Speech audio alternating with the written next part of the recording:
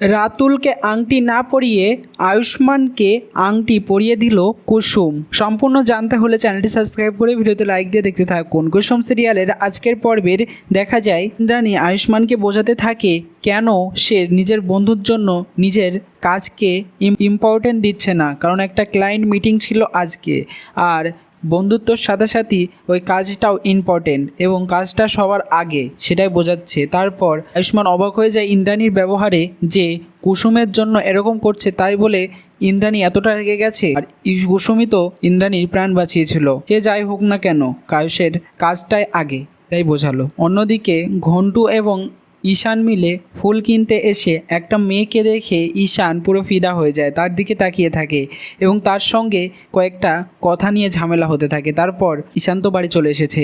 এদিকে কুসুমকে নতুন শাড়িতে সাজিয়ে এনেছে দীপালি আন্টি। অন্যদিকে দেবলীনা এবং মীনাক্ষী আন্টি প্ল্যান করছে যে কুসুমকে এবার বাড়ি থেকে বিদায় করতে পারবে বিয়ে দিয়ে, সেটাই প্ল্যান করছে, কিন্তু আদতেও কি তা হবে সেটা নিয়ে ভাবছে তারা। তারপর অন্যদিকে কুসুমকে সবার সামনে হাজির করে।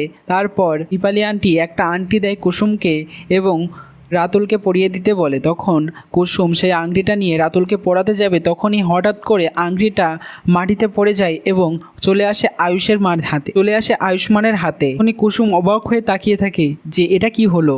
রাতুলের বদলে অবশেষে ছোট সাহেবকেই আংটি পরিয়ে দিল এঙ্গেজমেন্ট পার্টিতে। এটাই বরং খুব সুন্দর হলো। আয়ুষ্মানকে আংটি পরিয়ে এবার শেষ পর্যন্ত না আয়ুষ্মানের সঙ্গেই বিয়ে হয়ে যায় কুসুমের। তো এত সহজে সেটা হতে দেবে না ইন্দ্রাণী সহ বাড়ির পরিবারের লোক। কেমন লাগবে আয়ুষ্মানের সঙ্গে যদি কুসুমের বিয়ে হয়? তোমাদের কমেন্টসে জানিয়ে এখনই সাবস্ক্রাইব করে নাও আমাদের ইউটিউব চ্যানেল। ধন্যবাদ সবাইকে।